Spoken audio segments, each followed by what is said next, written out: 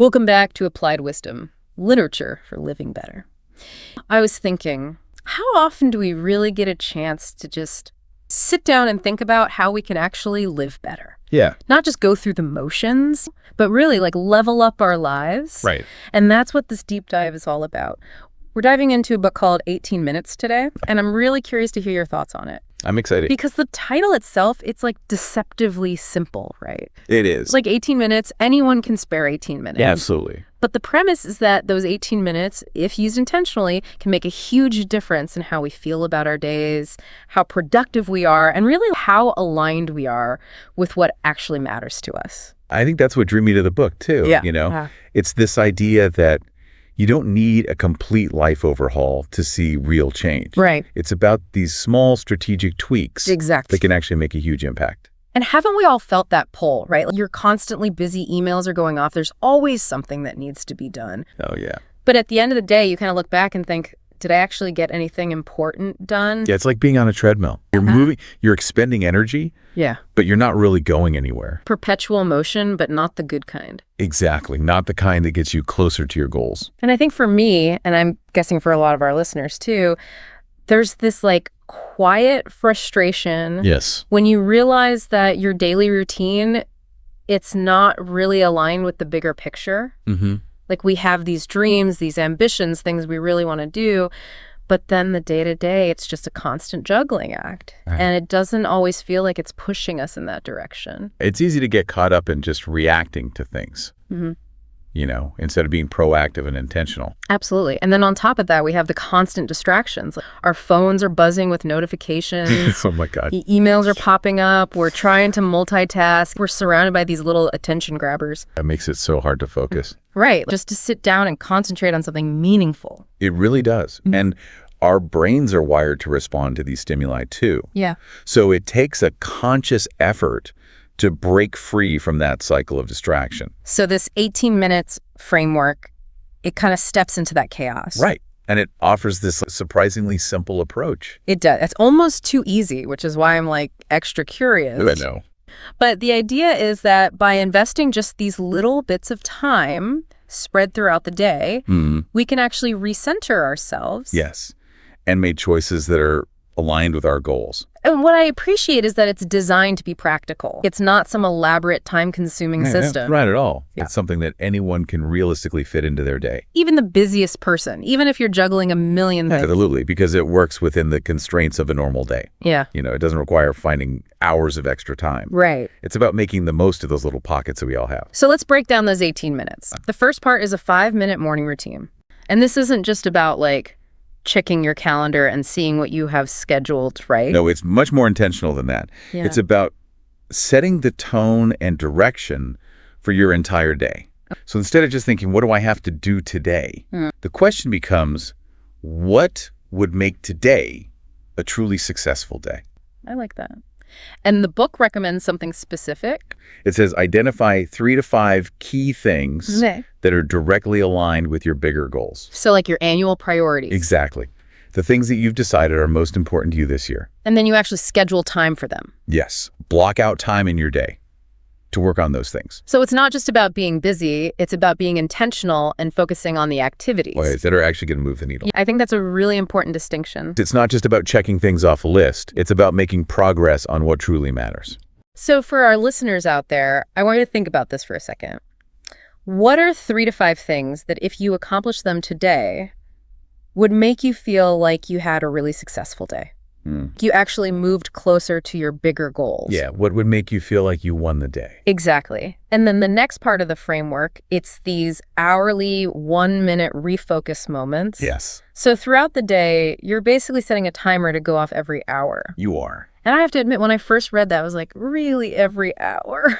I know, it seems like a lot, but it's actually really brilliant. Okay, so tell me why. Because it's all about course correction. Those little 60-second breaks, they give you a chance to step back and ask yourself, did I spend the last hour productively? Was I doing what I intended to do? Or did I get sidetracked? Like a reality check. It helps you identify if you've been sucked into distractions or less important tasks. And then what do you do with that information? Well, that's the key part. You use that moment to gently redirect your attention.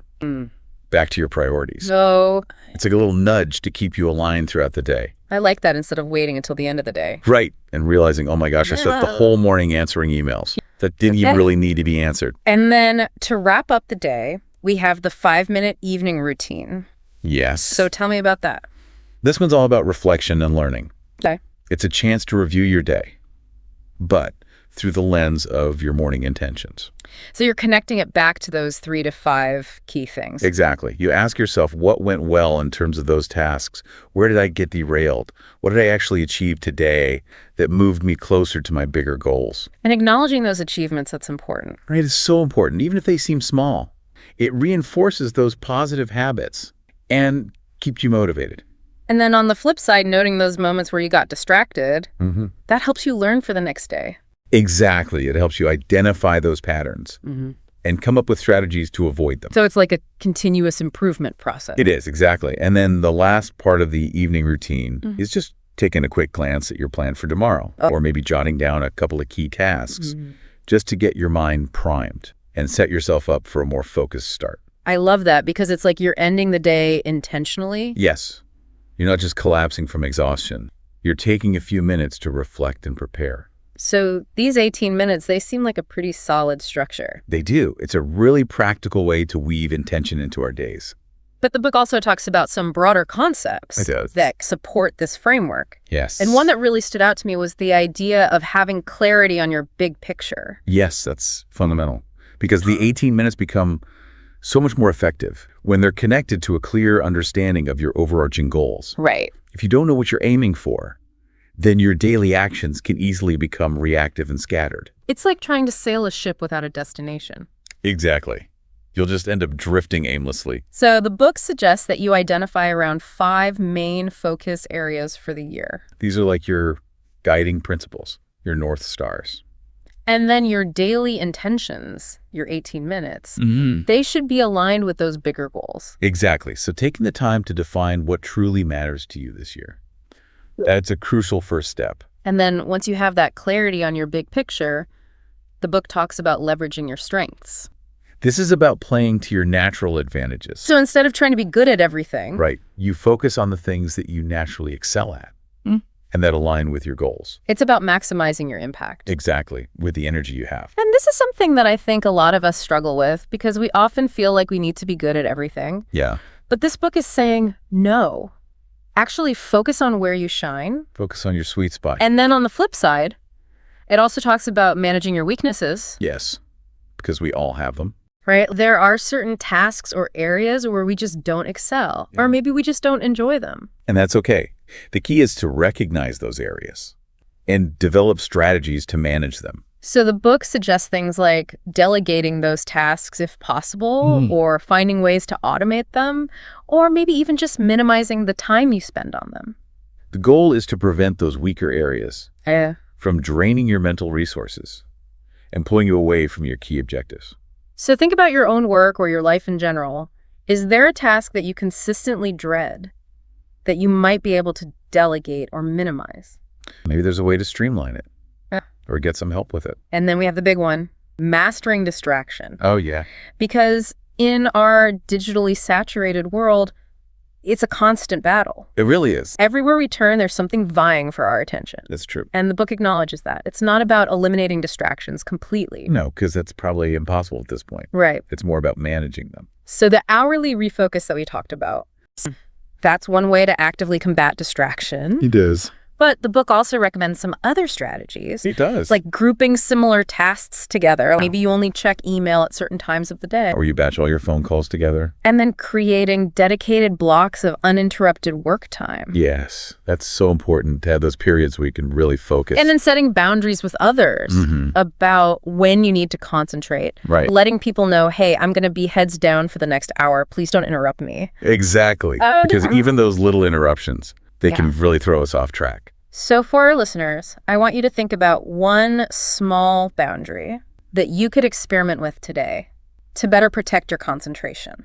Maybe it's turning off notifications for a certain period of time, or closing your office door, or even just putting on headphones. And then those intentional pauses with the hourly check-ins. Yes, those are really crucial. Because it's not just about stopping work for a minute, right? No, it's about consciously redirecting your attention. Okay. It's about breaking free from that autopilot mode where you're just reacting to whatever pops up. And by intentionally checking in with your priorities, you're actively choosing where you want to direct your energy.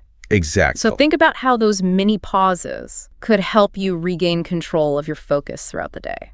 Yeah. Could you set a reminder on your phone? Yeah. Or use a physical timer? And then ultimately, Yeah. it all comes down to being effective. Yes. Not just busy. And that's a distinction that I think is so important. It's huge. Because you can be incredibly efficient at doing things that don't actually move you closer. Right. To what you really want to achieve. So this framework, it's about helping you prioritize ruthlessly Yes. based on your annual goals. So think about what's one right thing Right.